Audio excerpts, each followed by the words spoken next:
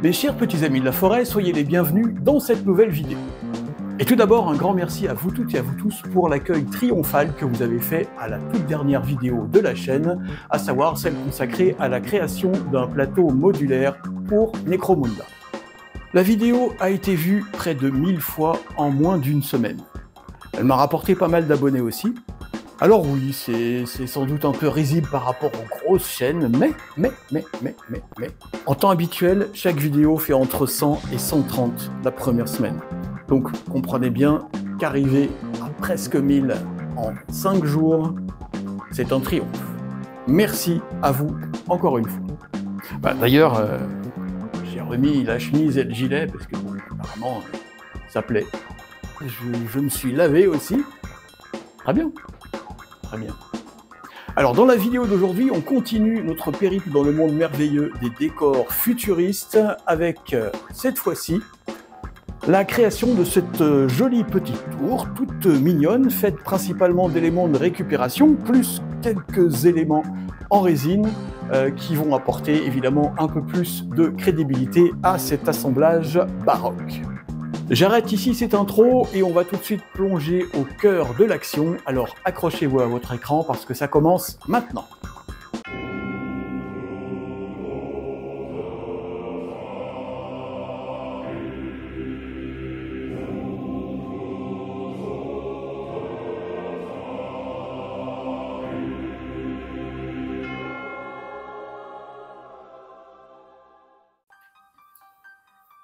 Commençons par les éléments qui vont entrer dans la fabrication de notre tour.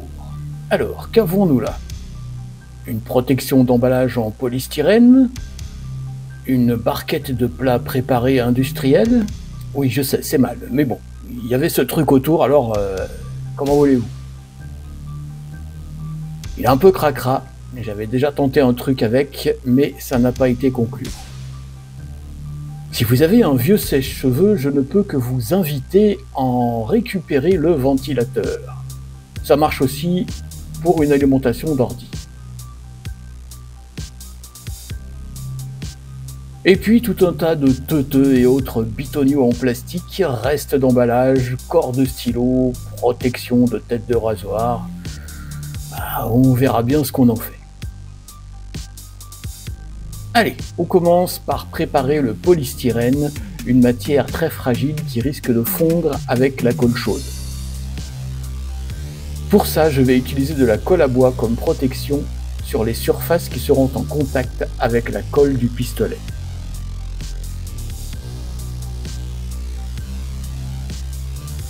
Je fais des petits trous à l'aide d'un cure-dent et d'une lime aiguille, peu importe, pour que la colle s'incruste mieux dans le polystyrène.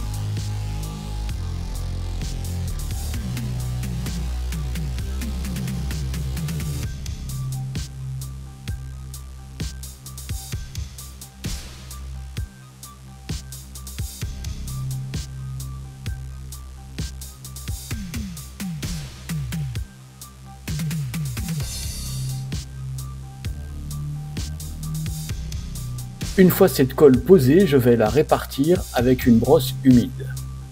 Et je laisse sécher.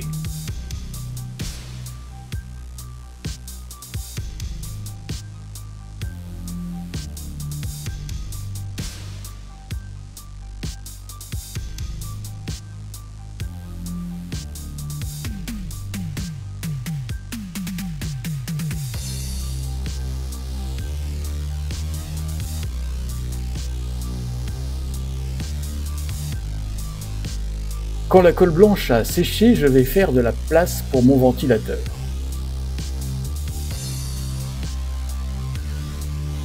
Profitant de la malléabilité de la matière, je fais une empreinte du ventilateur et puis, avec un X-Acto, je découpe par petits morceaux mon polystyrène pour y creuser la place du ventilo.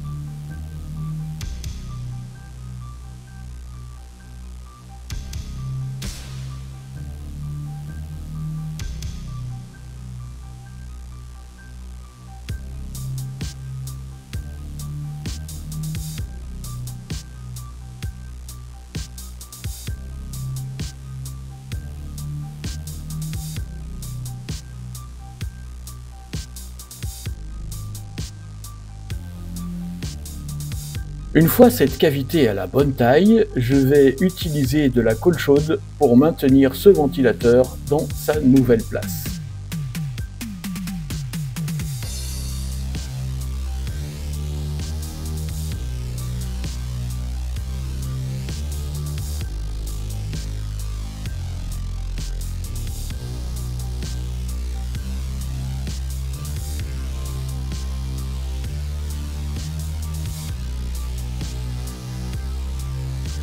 Ensuite, on va sortir le pistolet à colle et en répartir sur le haut de l'emballage alimentaire. J'attends un tout petit peu que la température baisse et rapidement, je mets le tout en place.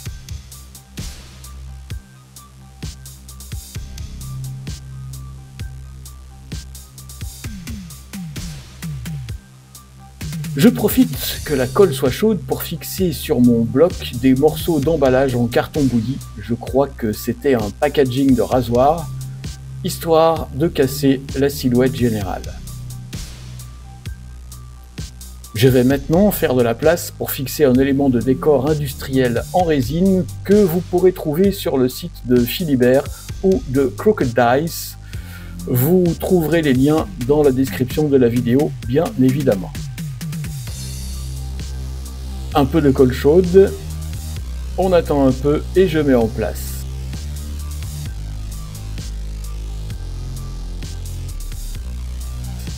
Voilà. Même provenance et même traitement pour cette canalisation.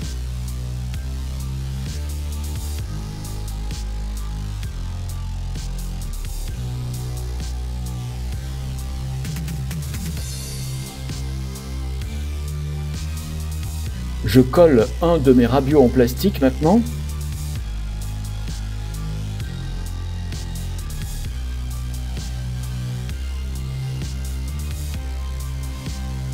Un petit contrefort, lui aussi provenant de ma boîte à rabios. Les aquariophiles auront reconnu ce coude en plastique et je vais le mettre en place à côté du ventilateur. Si comme moi vous avez la chance d'avoir perdu une bonne part de votre sens auditif et que vous êtes maintenant appareillé, vous aurez ce superbe blister à portée de main. Je vais donc faire de cette faiblesse une force et venir coller cette merveille de design sur le corps de ma tour. Une gaine récupérée sur un chantier va trouver sa place. Je la mets en forme et la maintiens à l'aide d'un fil de fer. Colle chaude au bon endroit et je viens mettre en place mon tuyau.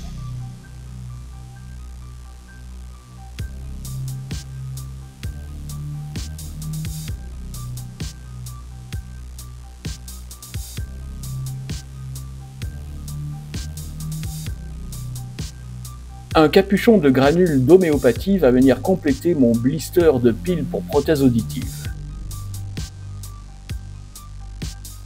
Je vais me servir d'un fond de bidon de poudre pour lave-vaisselle pour créer une porte.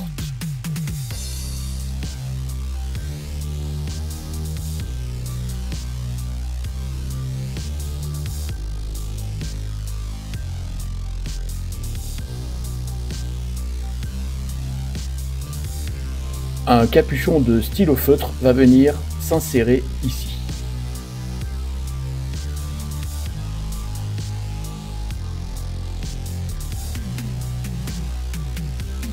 Je vais aussi utiliser du fil électrique et du fil à Scooby-Doo pour simuler des câbles électriques qui courent de part et d'autre de ma tour.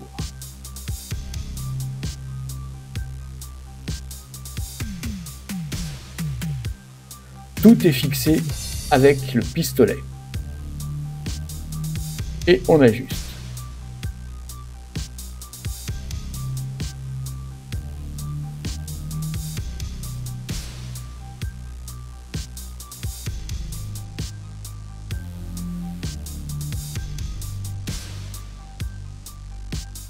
Et je continue à mettre en forme, à assembler des morceaux de plastique d'origine incertaine et potentiellement douteuse.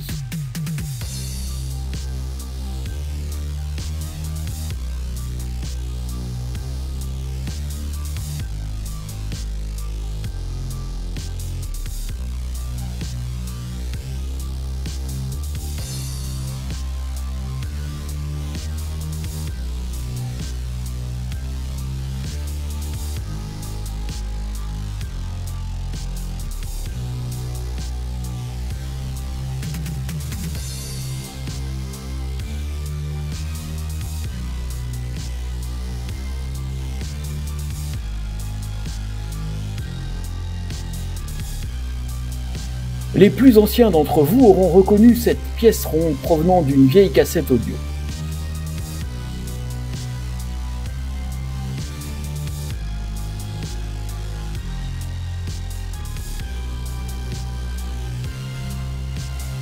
Je vais recouvrir cette pièce nouvellement créée avec de la colle à bois que je vais répartir à l'aide d'un pinceau humide.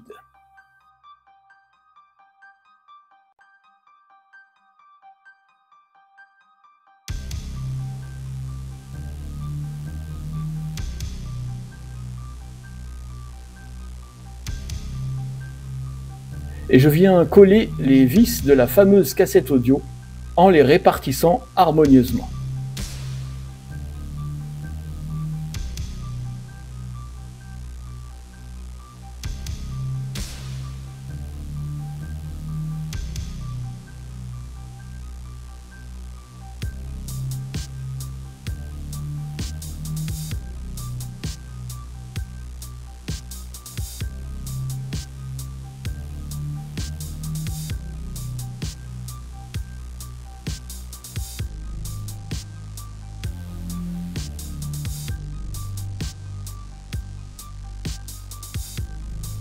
Après le sèche-cheveux, je vais me servir de pièces de goulotte à câble.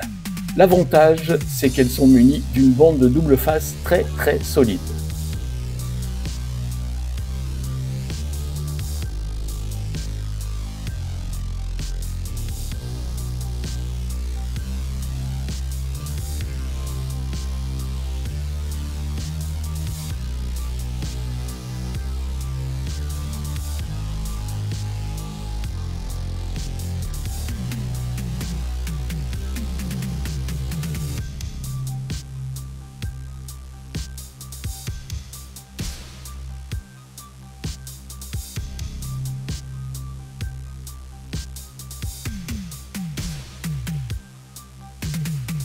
Et je poursuis mes tuyaux et câblages pour ajouter du détail.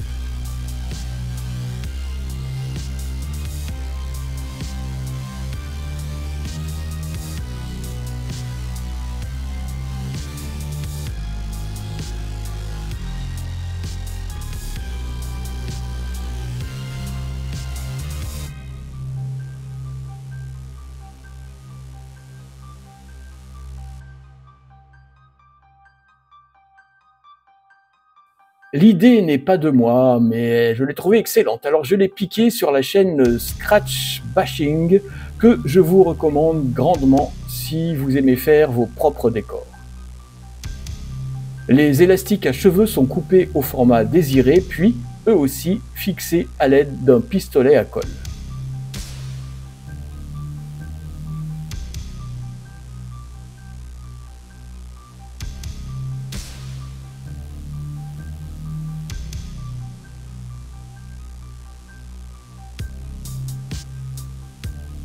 Un dernier truc, et puis bon, on peut continuer comme ça, mais là, on va passer à la peinture.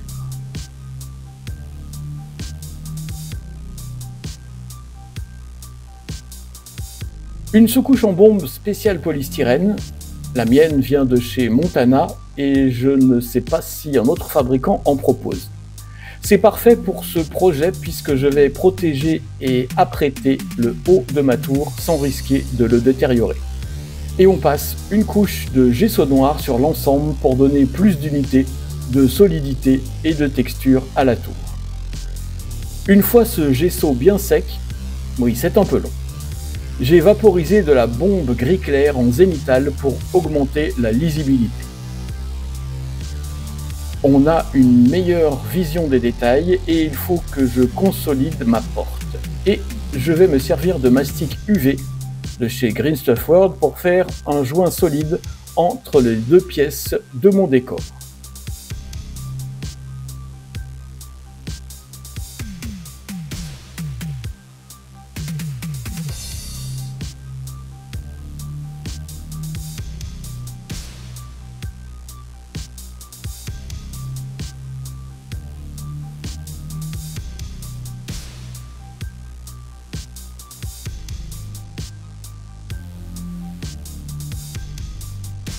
Un coup de lampe UV.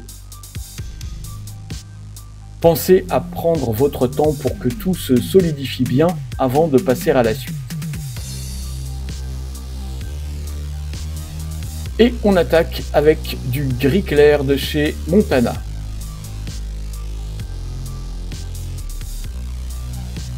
Je l'applique sur le haut de la tour pour donner la couleur basique du béton.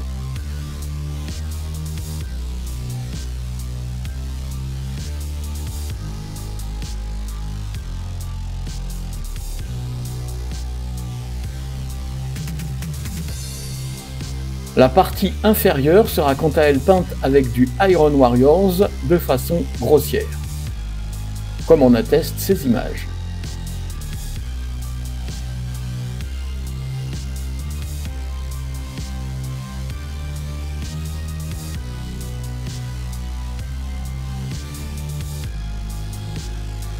Je vais maintenant poser une couleur vive, ça sera la seule de cette tour et pour une raison que je vous dévoilerai très bientôt. Cette couleur est le magenta. Et je commence par la porte. Pinceau moyen et main sûre sont de rigueur ici.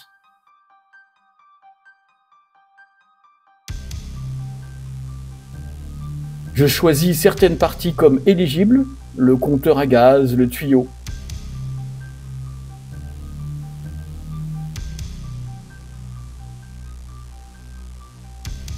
Et les zones sur le béton. Et comme une signalétique qui m'échappe autant qu'à vous, je viens peindre une lettre sur le bas du béton, ainsi qu'à d'autres endroits stratégiques. Alors c'est long et ça demande un certain entraînement. J'ai eu la chance d'étudier et de pratiquer la peinture en lettres dans ma longue vie.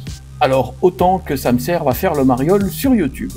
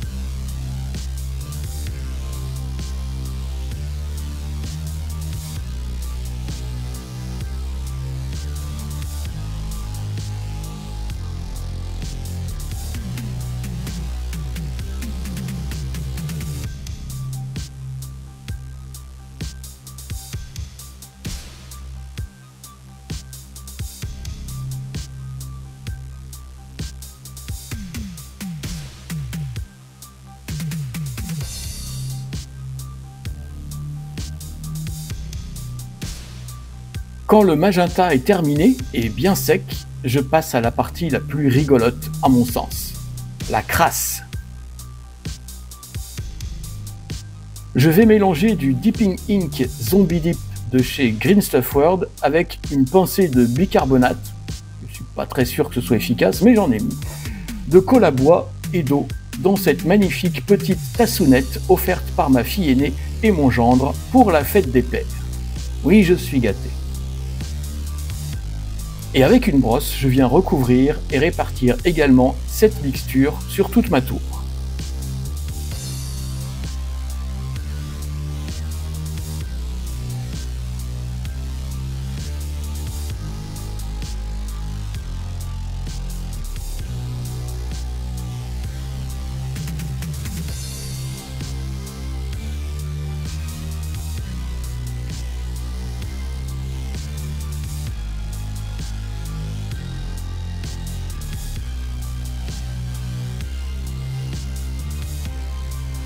Et j'enchaîne avec un lavis de Muddy Ground pour dégueulasser encore plus mon élément de décor.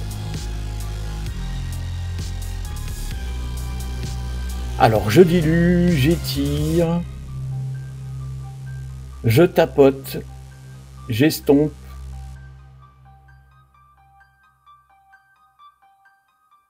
Et je vais refaire ma mixture spéciale rouille de la dernière fois.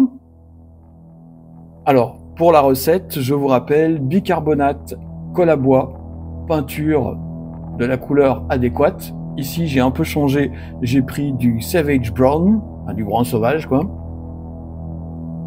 Tout ça avec un peu d'eau, et je viens la déposer aux endroits sur lesquels je veux faire apparaître de la rouille. En séchant, le bicarbonate va croûter, faire des espèces d'auréoles qui vont simuler l'effet d'une rouille. Vous pouvez appliquer d'autres effets, créer de la poussière avec des pigments ou avec des pastels secs, comme je vous l'ai montré dans des vidéos précédentes. Et n'oubliez surtout pas de tout fixer ensuite avec plusieurs couches fines de vernis mat. Et nous voici enfin avec notre tour terminé.